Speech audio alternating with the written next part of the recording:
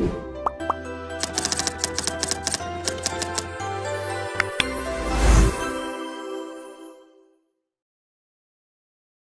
with the bands. Pose with the pose with the pose with the bands. Pose with the pose with the pose with the bands. Pose with the bands. Pose with the bands.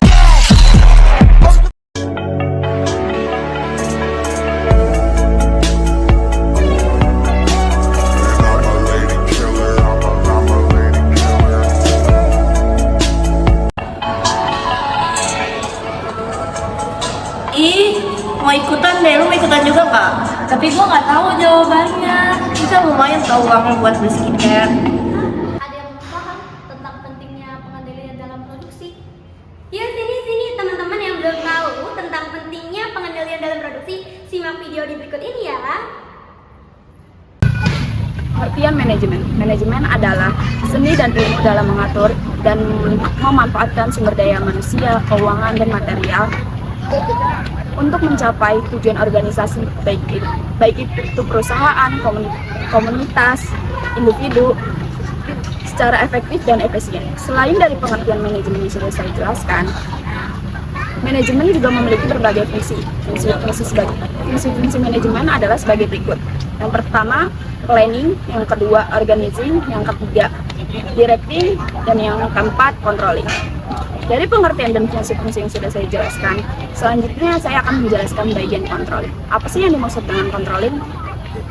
Controlling adalah proses dalam manajemen yang melibatkan pemantauan, pengukuran, dan evaluasi kinerja untuk memastikan bahwa tujuan organisasi tercapai sesuai dengan rencana, dan juga melibatkan tindakan korektif jika ada tunjangan dari standar yang ditetapkan.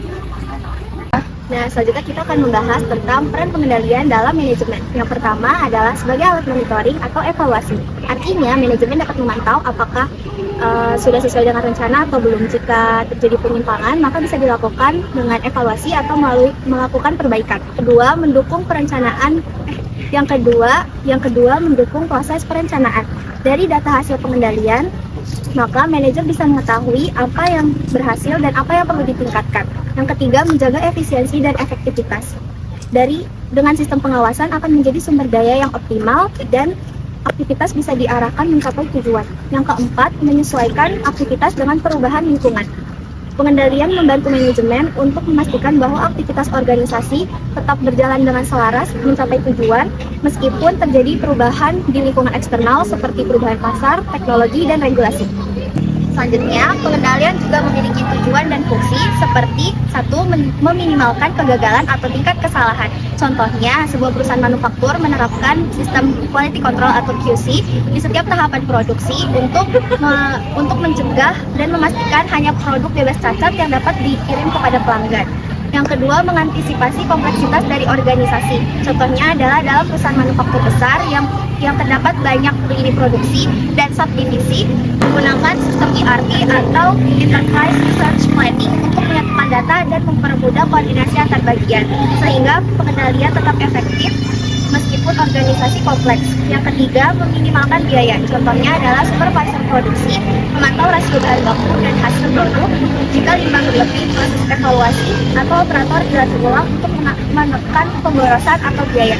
Yang terakhir adalah adaptasi lingkungan. Contohnya adalah ketika ada peraturan regulasi baru tentang limbah cair, tim pengawas menyesuaikan SOP untuk menambah proses daur ulang atau pengolahan sesuai aturan dan menjaga citra perusahaan. Mengapa pengendalian atau controlling sangat amat dibutuhkan dalam hal produksi? Yang pertama, untuk menjamin kualitas produk.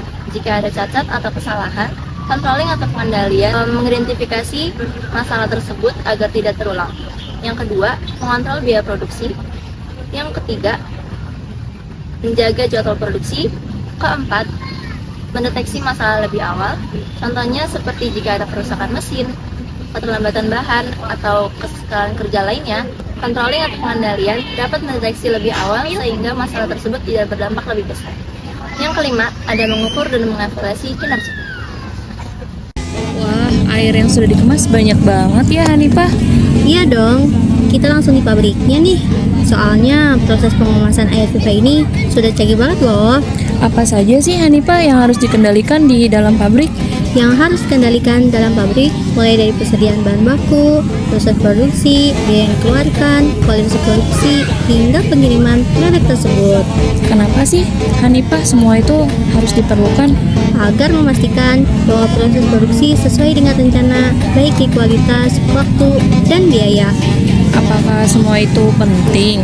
Penting banget loh, agar kita menjamin kualitas produk hingga ke tangan konsumen. Dari semua itu, apakah ada hambatannya Hanifah? Jangan salah, ada hambatannya juga loh. Di antaranya kurangnya pelatihan pekerja dan penjadwalan tidak tepat. Dampaknya keterlambatan pengiriman produk kepada konsumen. Lalu apa solusinya?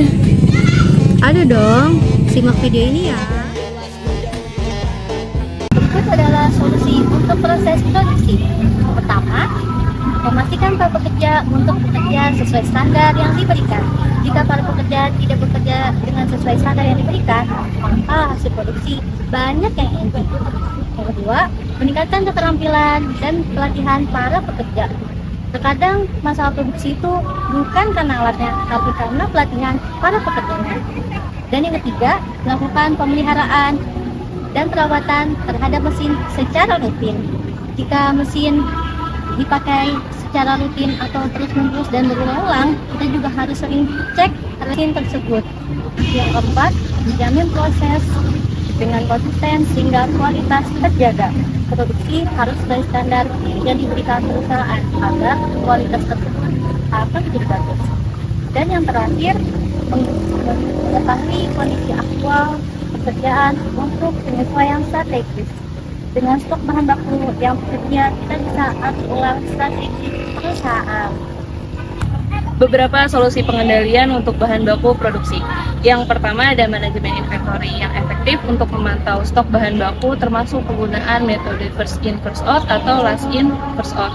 Yang kedua, pemesanan bahan baku dilakukan pada waktu yang tepat dan dalam jumlah yang sesuai untuk menghindari kelebihan atau kekurangan stok.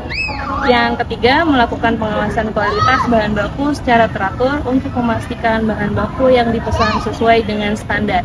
Yang keempat, sistem informasi yang terintegrasi untuk memantau stok bahan baku, pemesanan, dan penggunaan bahan baku dalam proses produksi. Dan yang terakhir, memanfaatkan teknologi untuk memantau stok bahan baku dan meningkatkan efisiensi. Dengan pengendalian yang efektif, perusahaan dapat meningkatkan efisiensi, mengurangi biaya, dan meningkatkan kualitas produk.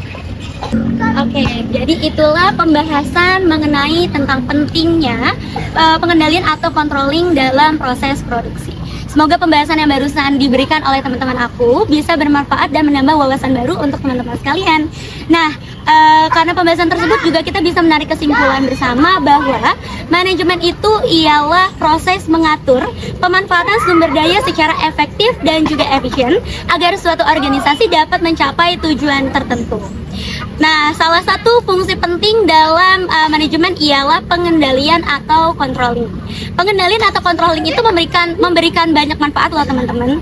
Yang salah satunya bisa mengontrol biaya, dapat meningkatkan kualitas produksi, dan juga dapat mendeteksi munculnya masalah lebih awal. Pengendalian yang baik dalam suatu organisasi dapat mencapai tujuan secara optimal. Namun, kita ketahui bersama bahwa pada saat ini masih banyak kita temui bahwa masalah-masalah yang timbul dalam proses produksi, seperti kurangnya pelatihan tenaga kerja, kerusakan mesin, kesalahan teknis, penjadwalan yang buruk hingga keterlambatan bahan baku yang mengakibatkan terganggunya proses operasional. Oleh masalah tersebut, kita dapat melakukan berbagai macam upaya untuk menanggulangi atau mencegah agar masalah tersebut tidak kembali lagi.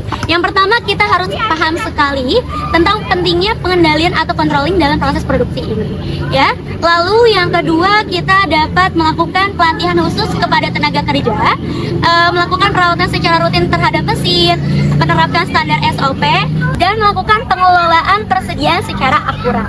Sehingga dalam proses produksi kita bisa mengurangi resiko kegagalan, menghemat biaya, serta meningkatkan kualitas atau kepuasan kepada para pelanggan.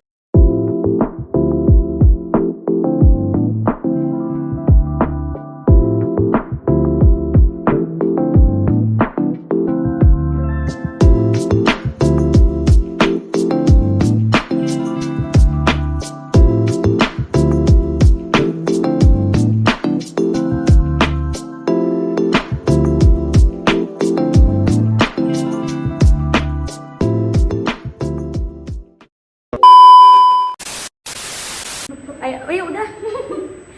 Baca buku di pagi hari. Cakep. Ditemani dengan secangkir kopi. Cakep. Cukup sekian materi yang telah kami beri. Semoga bermanfaat dan mudah dipahami. Terima kasih.